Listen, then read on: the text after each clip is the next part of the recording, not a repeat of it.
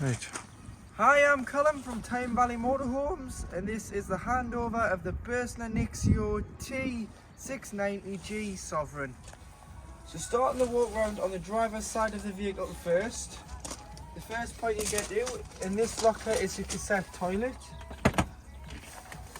So you'll have a small black key which will be your habitation key, and it will open all the locks on the outside of the motorhome. To get your cassette out, what you need to do is lift the orange handle that says Fetford, slide that up, and you'll be able to pull the cassette out of the motorhome. You can then either carry it, or you can wheel it to your waste disposal point, which is normally beside your toilet block on site. And to empty the cassette, on the spout you would remove your grey end cap, press the orange button at the back and pour the contents out the cassette. Once you've poured the contents out the cassette, there's normally a tap to put some water in. Put a little bit of water in and give it a rinse. And then you go in with a cap full of chemical, which is a measuring stick of 120ml. So this can either be the blue chemical or the green. And then you'd slide it back into the vehicle, and it's good to use. Coming further back, you do have your LPG locker, so this is your gas locker.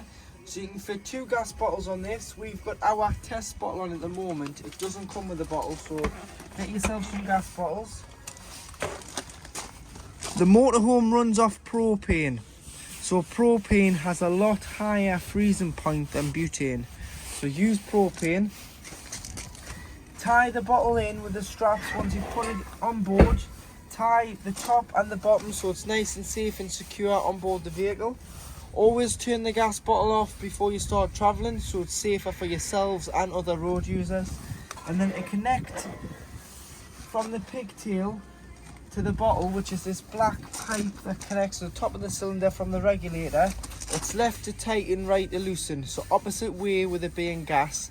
Tighten it up, hand tight, turn the cylinder on. Turn it off before you start travelling, and always make sure it's fastened into place. The keys I'm on about, so this Burstner key is your habitation key, so that will open your cassette, your gas locker, your garage, all your lockers on board the vehicle, this key does.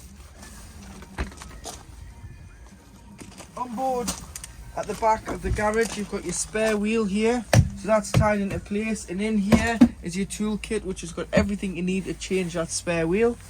You've got your awning rafter bar and your awning winding handle, along with a light which is individually switched, your carpets and some other bits and pieces inside your garage.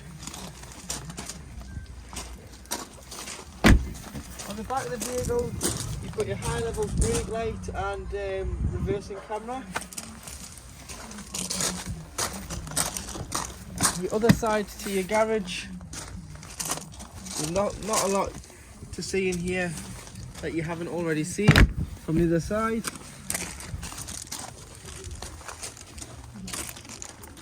fridge vents.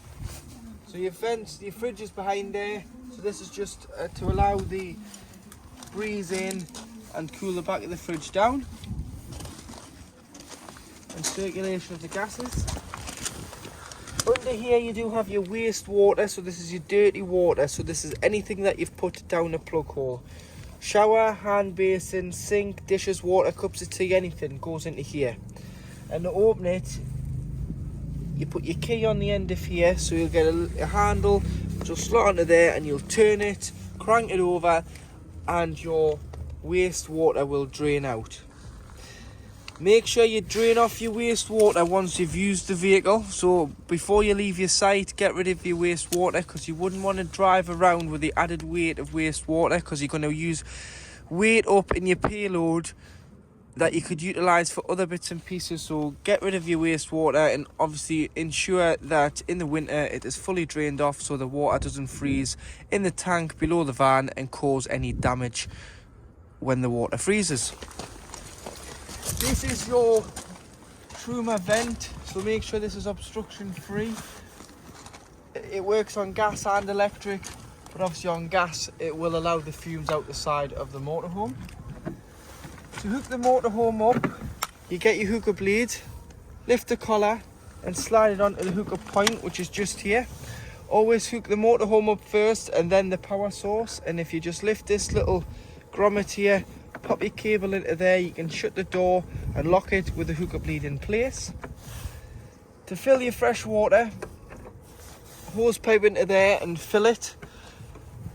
Carry a hose pipe with some hose pipe fittings, as it's mainly just a brass tap on site. So you need the screw on end to the threaded tap, the hose lock end and the flat end into here, into your freshwater tank. To drain off your fresh water, you use this little cog on the top. So you can see there it's 120 litres tank. Turn it so far, it'll allow 100 litres out and keep 20 litres in, which is kind of known as travel mode, so that you've got enough water if you want to stop, have a cup of tea on that longer journey, or use the toilet. And all you need to do is turn it, so you turn it so far and it'll allow the water out until it stops at 20 litres, or if you turn it all the way, it'll allow everything out and drain the tank fully, which is known as, if you've taken on a source of contaminated water or you're winterising the vehicle, you want to erase all water from the motorhome. Down here you've got two other drains, one being your boiler drain. So this one will be a boiler drain and allow the water in the boiler, which is 10 litres, out of the vehicle, because you don't want to keep 10 litres of water in the vehicle in the winter and allow that to freeze. You want to erase all water out of the motorhome, so you lift that up and you'd lift this one with your hot water lines out, and you'll see underneath it drains directly out underneath the chassis. Before you start to reuse the van, if you just lie them back down, close your fresh, close your waste, close all your taps inside the van, because you would have left them open just to stop any water from sitting in any pipe work or the taps itself and potentially breaking the cartridge in the taps. So you open the taps, shut them off, and then you turn your 12 volt system on, open the tap, ensuring the pump kicks in, and it will start to bring the water through. Always start on the cold side first. As soon as you start moving to the hot side on the taps, it will start to fill your boiler, so it'll cough and splutter until it gets a pressurized flow, because it's pushing the air out the boiler until you get 10 litres in there.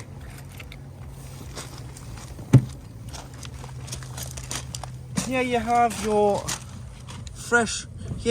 diesel, so it opens with the main ignition key.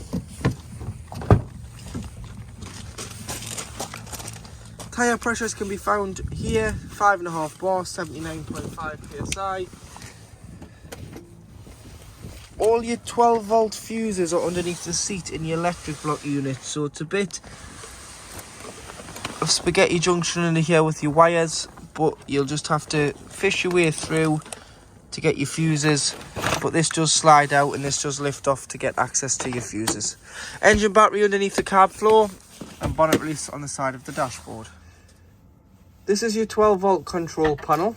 So if you're not hooked up, this light here with a picture of the plug won't illuminate, and that's indicating that you're hooked up on a site or at home charging your leisure battery, so you are receiving 230 mains voltage. To turn your 12 volt system on and off from your leisure battery, you've got an on button there and an off. You can view your battery levels, so the one being at the front being the engine and the one at the back being the leisure. And then you do have your dirty water and your fresh water and your pump switch on and off. You must turn your pump on to surface the water around the taps, toilet or shower. That will not pressurise the water flow if you do not have this pump turned on. You'll just get whatever's in the lines and it will drain and it will stop. Turn the pump on, it'll give a pressurised flow of water. And you can view your leisure battery reading and your fresh water and wastewater levels here on the gauge. So to operate your satellite control unit, turn the satellite on, put the dish up, and it should say Sat Searching Astro 28E, which is the satellite you want. signal found, analysing, and then it wants to see a signal found, which it'll see in a moment, and it'll send a feed once you hear it whizzing round on the roof to your telly, and your telly will come on. So until it's found and it's set, it'll say no signal, retune. But I'm going to show you how to retune as well. It's just making final adjustments, as you can hear it on the roof. Sat found, there you go, and the telly's come on.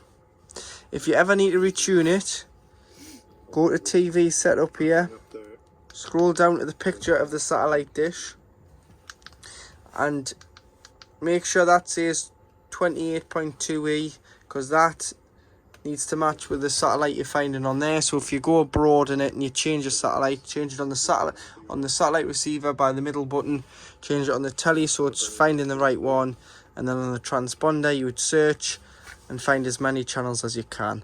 You can also change the source of the telly to digital or to DVD, HDMI, or through this button here, and you've got your DVD on the side and your connections on the other side. In your kitchen area, on the hob, you do have 3 burners. So there's one lit. Keep it held in for a couple of seconds to allow the thermocouple to get warm. There's another one.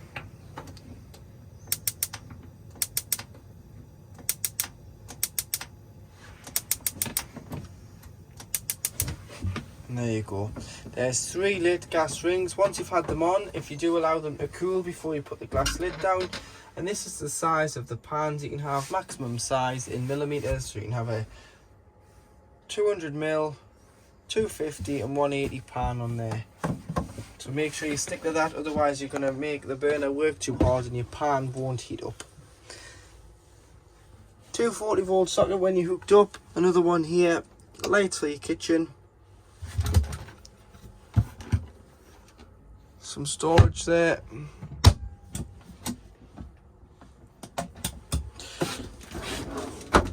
Cutlery tray, these are your gas isolation valve taps. These are mainly used for when the vehicle is annually habitation serviced. The habitation technician will check each individual gas appliance by turning off the gas supply to each one and testing each one individually. Any problems with gas, turn the bottle off to be safe, but you can isolate an appliance by turning it like that. Once they go like that, they were on. Storage,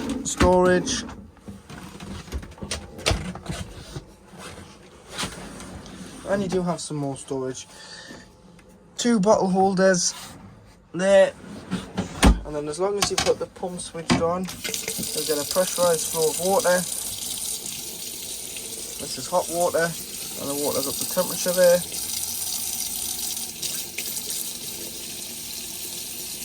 The water is hot. To operate your microwave, this is a mains microwave, so you've got to be on mains hookup for this to work, and this will be an 800 watt unit. So it's got to be hooked up to work. It will not work off 12 volt. To operate your Dometic freezer, to turn the unit on and off, this button here on the far left hand side turns it completely off. So press and hold, and that's it off. Press it and you can turn it back on. You'll notice A lights up, which stands for automatic energy selection, and it chooses the best source available to the van. So it's picked up mains hookup because we're hooked up at the moment. So it acts as a household fridge on 230 volt. If I was to unhook the vehicle, because I've got a gas bottle connected, it would automatically switch over to gas. And then if I was to start the vehicle's engine, it would switch over to the battery setting, which is a feed from the engine of the vehicle when the engine's running only, which is designed to be like a giant cool box and keep the temperature of the fridge that it was previously at. So it's got to be pre-chilled beforehand. So this is great if you have been to a site and you go to another site and you've got things in your fridge and it's nice and chilled, or if you have pre-chilled it at home, put the shopping in the night before, allowed it to chill, and you're ready to drive. This will just keep it at that steady temperature until you either hook it back up and it'll switch back over, or go on to gas. Note with the gas, it does wait 20 minutes before lighting on gas after the engine's been turned off, in case you have forgot to turn your gas bottle off. In this case, you would just select gas manually, like so, and the A is now not illuminated and you've chose a source manually. Got your temperature here. So when pre-chilling, have it on 5. As soon as you put shopping in, turn it down once the fridge is down to temperature. And then one thing with the fridge is, what you want to do is you want to leave the door ajar when not using it. So this little clip on the hinge here slides out, and that just stops it from shutting, and it puts it on vent, so it can vent the air in and out of the fridge to stop smells and bacteria and mold from growing in the fridge unit, as well as the freezer. Once every while, just give it a good clean out as well with some antibacterial wipes to make sure your fridge is always smelling the best. This is your Truma CP digital control panel for operating your heating and hot water. So in the next clip, I'm going to show you how this works, but this is located on the bed just behind the fridge. So to operate your digital Truma CP control panel, to turn the system on and off, you'd press and hold to turn it off, press it once to turn it on and it'll come on, and then to get into the menu you just press it once. You'll notice you've got a thermometer in a van flashing at the top corner. If you press enter, this is how hot you want your vehicle. So you've got all the way off in the summer when you don't want the heating, or you've got all the way to 30 degrees in the winter when it's very cold. So once you're happy, so if we say 27 degrees there, that's how hot I want the inside of the motorhome to be, I'd press enter, and that'll save that at 27 degrees. Now you've got a thermometer in some water, this is how hot you want your water. So if you don't have any water on board, you'd have it on off. 40 degrees for showering, 60 degrees for doing your dishes, but it's entirely up to yourself how hot you want your water. Or you've got boost, which will turn off your heating and prioritize your water first. But for this, we'll just say 60 degrees because we want the heating to run along with the water. Next, you've got what source you're heating the water and the vehicle off. So you've got gas, so make sure your gas bottle's on and it's turned on. You've got mix 1, which is 750 watts of electric and gas. You've got mix 2, which is 1850 watts of electric plus gas. So you'd use mix 2 in the winter. If you're away and it was really cold, use a mix 2 will boost the vehicle up to temperature because you're using both sources together. Then you can turn it over to electric. So you've got electric 750 watts EL1, and you've got EL2, which is 1850 watts of electric. Don't waste your gas if you're on a site, unless you're away and it's really cold and you're using mix 2 for the first 10-15 minutes. Then allow electric to continue to heat the motorhome and maintain the temperature. Because if you're on a site, you've paid your site fees after all, you'll not want to waste your gas. Then you've got your fan in the top right hand corner, so eco or high or boost. This is just a 12 volt assisted fan. So eco will use less 12 volt. High obviously uses more fan speed, so it's going to use a little bit more 12 volt.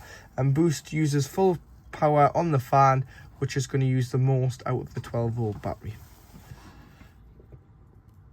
Sleep with it on eco because it's a lot quieter than sleeping with it on anything else. If you're going to sleep with the heating on in the winter, you've got a timer so you can time the heating to come on and off, just the once though. Clock in the middle, and then spanner. You can go all the way down to reset, and to reset the control panel, if you ever get a warning triangle in the middle, reset, preset, click again, and it will restart your control panel. And then to turn off, press and hold, and it'll say off, and it'll completely turn itself off. In your washroom area, your shower cubicle So you've got a turnbuckle there. This slides out and creates your shower area.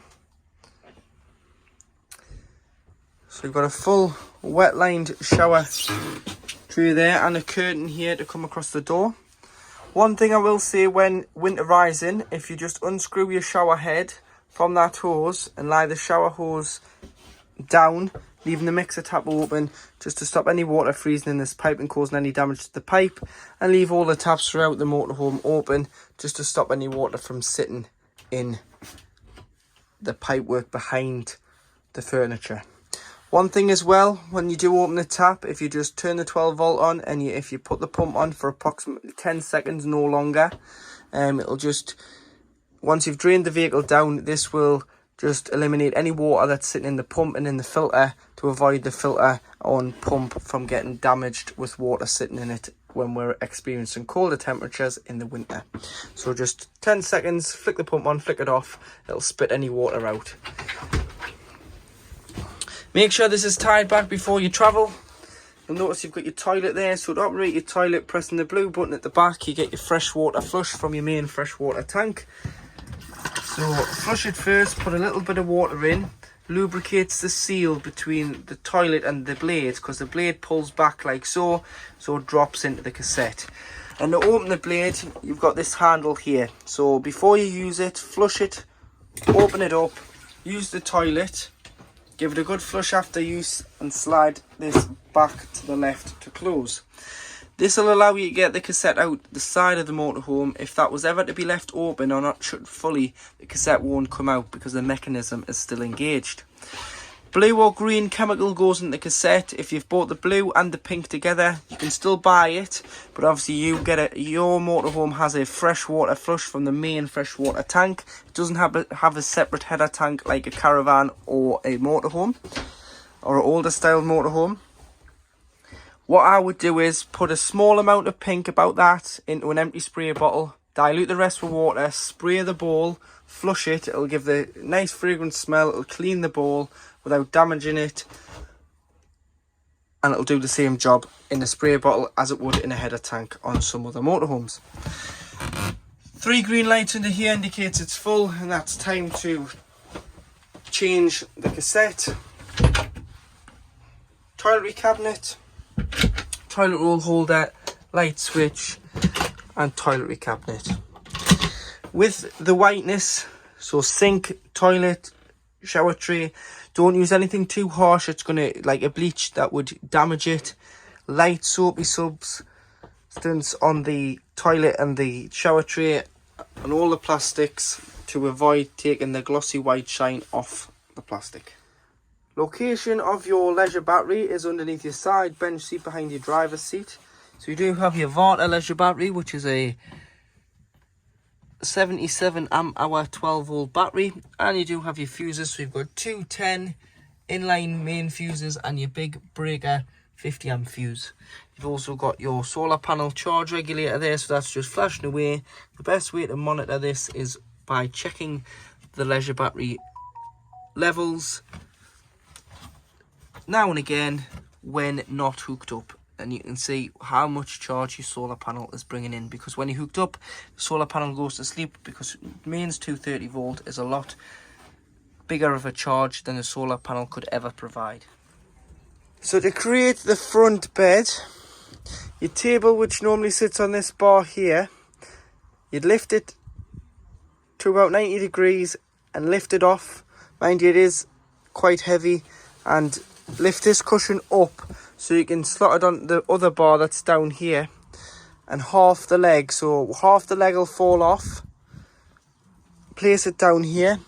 The black infill cushion with a cutaway cuts round the bulkhead and goes in here. Base cushion from this seat goes in here, and you would slide it forward. This slides forward slightly, and inside, if you lift it up, there's a turnbuckle. This board lives in there, and it's got 2 grommets that sit in the hole here and just add support across the table, and that would go on there.